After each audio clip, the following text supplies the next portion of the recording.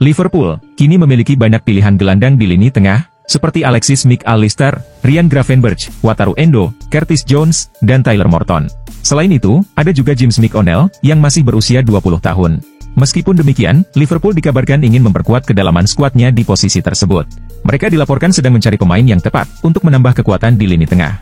Dan muncul nama wonderkid PSG, Warren Zaïre-Emery. Meskipun baru berusia 18 tahun, Zaïre-Emery sudah memiliki lebih dari 100 penampilan bersama PSG. Liverpool dikabarkan serius menginginkan pemain ini, meskipun ia baru saja menandatangani kontrak baru, yang mengikatnya hingga 2029. Untuk itu, Liverpool dilaporkan sedang berusaha membujuk Zaïre-Emery untuk meninggalkan PSG, dengan bernegosiasi terlebih dahulu dengan agennya, Jorge Mendes. Liverpool tampil impresif di musim pertama mereka bersama Arne Slot. Saat ini, mereka memimpin klasemen Liga Inggris, dengan 60 poin dari 25 pertandingan. Sementara itu, Arsenal berada di posisi kedua, dengan 53 poin. Jarak antara Liverpool dan Arsenal cukup jauh, namun The Gunners tetap bertekad untuk mengejar ketertinggalan tersebut. Arsene Wenger turut memberikan pendapatnya, mengenai persaingan gelar juara IPL musim ini. Menurutnya, Liverpool saat ini lebih pantas disebut sebagai favorit juara, bukan Arsenal. Ini sederhana, Liverpool hanya perlu kalah. Tetapi setelah 25 pertandingan, mereka hanya kalah 1 kali, ujar Wenger. Jadi, mereka harus kalah setidaknya 3 kali dalam 13 pertandingan berikutnya, tambahnya. Wenger menilai, saat ini hal tersebut tampaknya sangat sulit tercapai, kecuali Liverpool mengalami kekalahan. Namun, dengan hanya 1 kekalahan sejauh ini, Liverpool memang menjadi favorit utama untuk meraih gelar.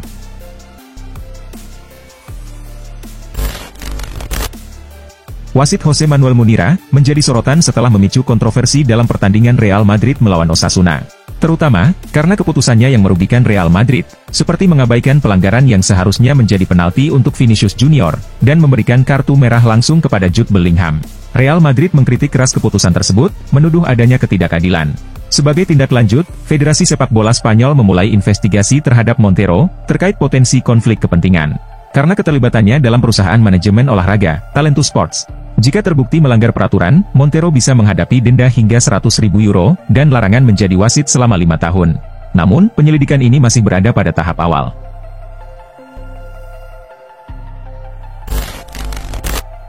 Mohamed Salah, kini berada di persimpangan terkait masa depannya di Anfield. Kontraknya yang berlaku saat ini, akan berakhir pada 30 Juni 2025. Namun situasinya semakin kompleks, dengan beredarnya kabar, bahwa ia mungkin meninggalkan klub. Diberitakan, bahwa Liverpool sedang aktif melakukan negosiasi untuk memperpanjang kontrak Salah. Meskipun ada kabar, bahwa kesepakatan kontrak baru hingga 2027 telah dicapai, hal ini belum dikonfirmasi oleh klub secara resmi. Salah, yang merupakan pemain kunci bagi Liverpool, memiliki waktu kurang dari 6 bulan pada kontraknya yang sekarang. Jamie Carragher, legenda Liverpool, menyatakan bahwa klub sudah menawarkan kontrak baru kepada Salah. Namun, negosiasi antara kedua belah pihak masih belum mencapai kesepakatan. Jangan percaya, bahwa dia belum ditawari kontrak. Saya bisa memastikan, bahwa dia sudah diberi penawaran, ujar Carragher.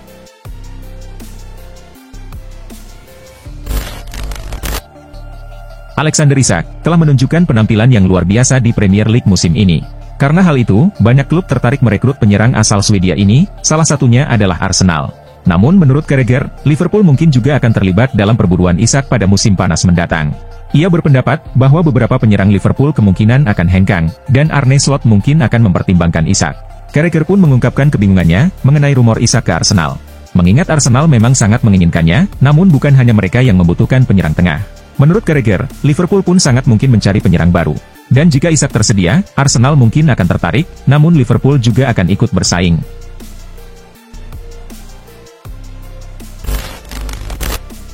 Rodri, diketahui mengalami cedera lutut parah pada tahun 2024 lalu, yang dilaporkan membuatnya harus mengakhiri musim ini lebih awal.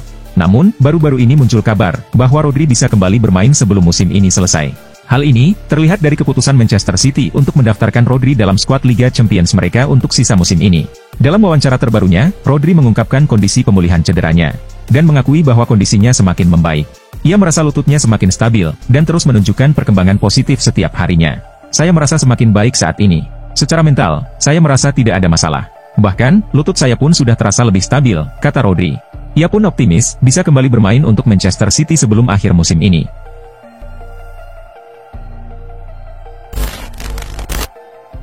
Sudah menjadi rahasia umum, bahwa Manchester United berencana untuk merombak tim pada musim panas mendatang. Ruben Amorim, dilaporkan ingin memperbaiki komposisi skuad Setan Merah, agar mereka dapat tampil lebih kompetitif. Oleh karena itu, MU saat ini sedang menyusun rencana untuk mengejar pemain-pemain yang tepat. Menurut laporan dari tim TAL, MU kini mengarahkan perhatian mereka ke Italia, dan tertarik untuk merekrut Charles De Ketelaere dari Atalanta. Laporan tersebut menyebutkan, bahwa Manchester United tertarik kepada De Ketelaere, berkat penampilannya yang mengesankan bersama Atalanta. Selain itu, transfer De Ketelaere diyakini memiliki peluang besar untuk terwujud, karena Atalanta dilaporkan tidak mematok harga yang terlalu tinggi untuk gelandang tersebut. De Ketelaere diperkirakan akan dijual dengan harga sekitar 50 juta euro. MU pun kabarnya akan terus memantau perkembangan sang pemain hingga akhir musim.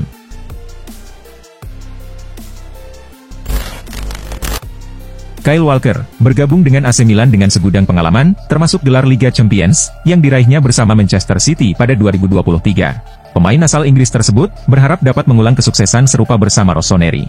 Walker mengungkapkan bahwa dia terinspirasi oleh percakapannya dengan Zlatan Ibrahimovic sebelum memutuskan untuk bergabung. Ibrahimovic menyampaikan visi besar klub dan tujuan untuk kembali menjadi kekuatan utama di Eropa. Saya berharap bisa memberikan kontribusi melalui pengalaman dan kepemimpinan saya. Membantu Milan kembali ke posisi yang semestinya adalah tujuan saya. Memenangkan Liga Champions akan menjadi impian yang terwujud, kata Walker. Namun, gembar-gembor itu harus pupus setelah Milan tersingkir di fase playoff Champions League. Kekalahan dari Feyenoord menjadi tamparan keras bagi Walker dan rekan-rekannya.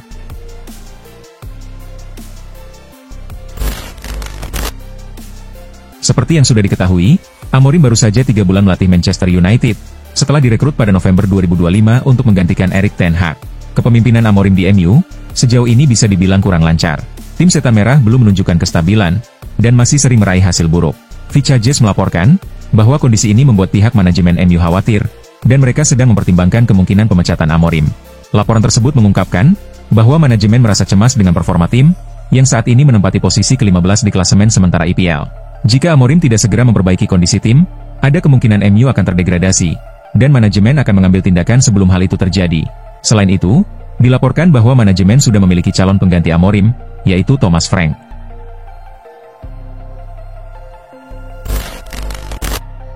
Benfica berhasil mencapai babak 16 besar Liga Champions, setelah tampil dramatis melawan Monaco kemarin. Pada laga itu, mereka berhasil mencetak 3 gol, melalui Kerem Aktürkoğlu, Vangelis Pavlidis, dan Orkun Koku. Meskipun Monaco juga mencetak 3 gol, Benfica tetap unggul berkat kemenangan mereka di leg pertama. Keberhasilan ini membuktikan bahwa Benfica memiliki potensi untuk bersaing di level tertinggi Eropa. Di babak 16 besar, Benfica akan menghadapi salah satu tim besar dengan sejarah cemerlang di Eropa. Liverpool dan Barcelona adalah dua klub dengan reputasi tinggi dan basis penggemar yang luas. Benfica perlu mempersiapkan strategi yang matang untuk menghadapi salah satu dari kedua tim tersebut. Dengan melihat kualitas permainan yang ditunjukkan oleh kedua tim, Benfica harus tampil maksimal agar bisa bersaing.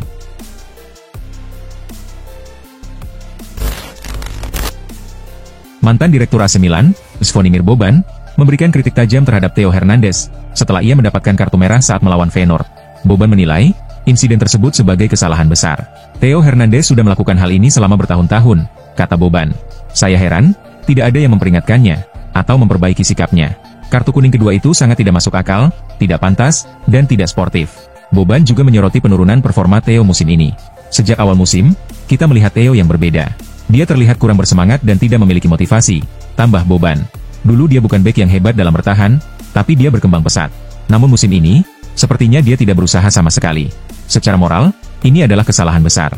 Dia punya kecepatan, dan fisik yang luar biasa, tapi malah melakukan hal seperti itu.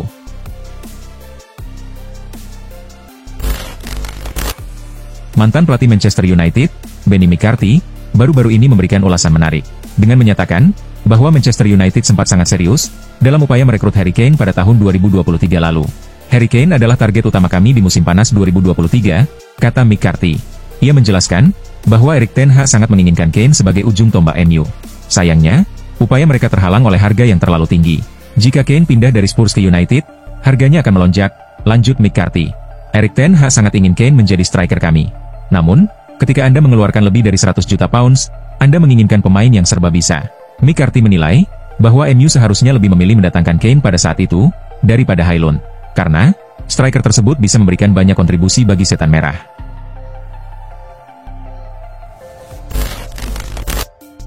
Paris Saint-Germain, dilaporkan sedang berusaha memperkuat tim mereka untuk musim depan, dengan salah satu pemain yang menjadi target adalah gelandang Real Madrid, Eduardo Camavinga. Menurut laporan Vicajes, klub asal Prancis tersebut sedang menyiapkan tawaran sebesar 1,37 triliun rupiah untuk membujuk Los Blancos melepaskan pemain tersebut pada bursa transfer musim panas yang akan datang.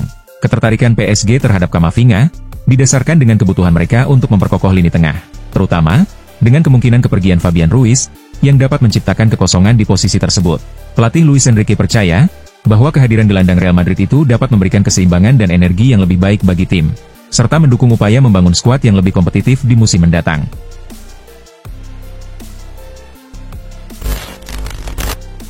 Setelah melalui berbagai upaya, keuangan Barcelona kini telah berada dalam kondisi yang sesuai dengan peraturan Liga Spanyol. Hal ini membuka peluang bagi Barcelona untuk melakukan transfer besar pada bursa transfer musim panas mendatang. Salah satu area yang disebut akan diperkuat oleh Blaugrana adalah lini serang. Untuk memperkuat lini depan, Barcelona dikabarkan mulai mengincar gelandang serang berkualitas. Mengenai hal ini, Lamine Yamal memiliki pandangan pribadi. Dalam wawancaranya dengan Mundo Deportivo, Yamal menyebutkan bahwa dia ingin timnya merekrut seorang pemain. Pemain yang dimaksud oleh Yamal adalah wonderkid Bayern Munchen, Jamal Musiala. Anda pasti ingin saya mengatakan Neymar, tapi bukan dia, kata Yamal. Saya ingin bermain dengan Musiala, yang masih terikat kontrak dengan Bayern Munchen, tambahnya.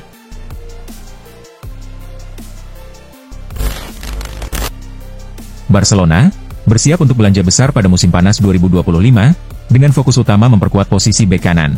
Berdasarkan laporan Vichajes, pelatih Hansi Flick berencana untuk mendatangkan bek kanan baru, karena posisi tersebut dianggap rentan. Saat ini, Barcelona hanya memiliki dua bek kanan yang dapat diandalkan, yaitu Jules Koundé dan Hector Fort. Namun, Hector Fort yang merupakan lulusan Akademi La Masia, dinilai belum siap untuk menjadi pilihan utama di posisi tersebut.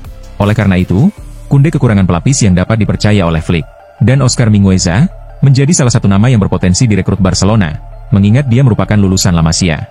Ia kini tampil sebagai pemain reguler di Celta Vigo, dengan 23 penampilan di berbagai kompetisi. Bek asal Spanyol ini, diakini masih bisa dibujuk untuk kembali ke Camp Nou, dan memperkuat Barcelona.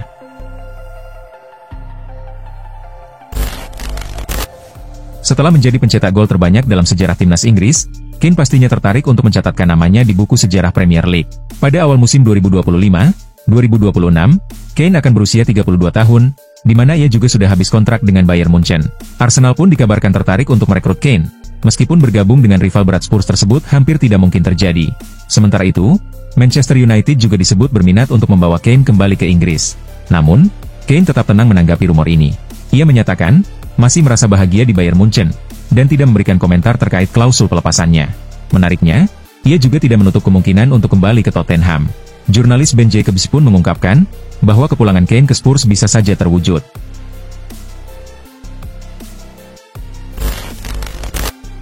Dortmund menjamu Sporting di Signal Iduna Park dalam pertandingan leg kedua playoff fase gugur Liga Champions.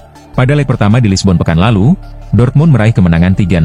Sementara dalam laga ini, Dortmund tampil dominan sepanjang pertandingan, dan memiliki kesempatan untuk membuka keunggulan setelah mendapatkan penalti di babak kedua, akibat pelanggaran Rui Silva terhadap Adeyemi.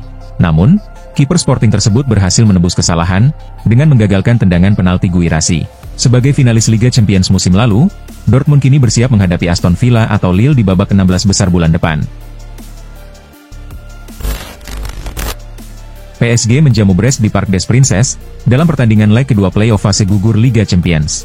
Pada leg pertama di markas Brest pekan lalu, PSG meraih kemenangan meyakinkan 3-0. Seperti yang diperkirakan, bermain di kandang membuat PSG tampil lebih dominan. Kali ini, mereka mencetak 7 gol, mengakhiri pertandingan dengan kemenangan agregat 10-0. 7 gol tersebut dicetak oleh 7 pemain yang berbeda, yaitu Bradley Barcola, Kvaratskhelia, Vitinha, Desirdiu, Nuno Mendes, Gonzalo Ramos, dan Seny Maluyu. Kemenangan besar ini memastikan PSG lolos ke babak 16 besar Liga Champions musim ini. Real Madrid menjamu Manchester City di Santiago Bernabeu dalam laga leg kedua playoff fase gugur Liga Champions. Pada leg pertama di Etihad Stadium pekan lalu, Madrid menang 3-2. Sesuai harapan, Madrid tampil percaya diri di hadapan pendukungnya sendiri. Kylian Mbappe mencetak hat-trick pada menit keempat, ke-33, dan ke-61. Manchester City sempat memperkecil ketertinggalan melalui gol telat Nico Gonzalez di ujung laga. Namun, itu tidak cukup untuk mengubah hasil pertandingan. Dengan skor 3-1, Madrid memastikan agregat 6-3, dan melaju ke babak 16 besar Liga Champions musim ini. Liverpool dipaksa main imbang 2-2 oleh tuan rumah Aston Villa dalam lanjutan Liga Inggris. Pertandingan berlangsung sengit selama 90 menit. Kedua tim bergantian unggul, meski akhirnya harus berbagi poin. 2 gol Liverpool dicetak oleh Mohamed Salah di menit ke-29, dan Trent Alexander-Arnold di menit ke-61. Sementara itu, Aston Villa berhasil membalas, dengan gol dari Youri Tielemans di menit 38, dan Ollie Watkins di menit ke-45. Hasil imbang ini, tidak terlalu merugikan bagi Liverpool, yang tetap memimpin klasemen Liga Inggris musim ini, dengan 61 poin dari 26 pertandingan. PSV Eindhoven mengalahkan Juventus pada leg kedua play-off 16 besar Liga Champions. Meskipun Juventus menang 2-1 di leg pertama, mereka gagal mempertahankan keunggulan tersebut. Setelah babak pertama tanpa gol, Ivan Perisic mencetak gol untuk PSV pada menit ke-53, diikuti oleh gol Timothy Weah yang menyamakan kedudukan 1-1 untuk Juventus. Namun, PSV kembali unggul 2-1 pada menit ke-74, lewat Ismail Saibari, membuat agregat 3-3, dan pertandingan dilanjutkan ke waktu tambahan. Di menit ke-98, Ryan Flamingo mencetak gol untuk PSV, memimpin 3-1, dan agregat menjadi 4-3, yang memastikan kemenangan mereka. Juventus berjuang keras, namun akhirnya tersingkir.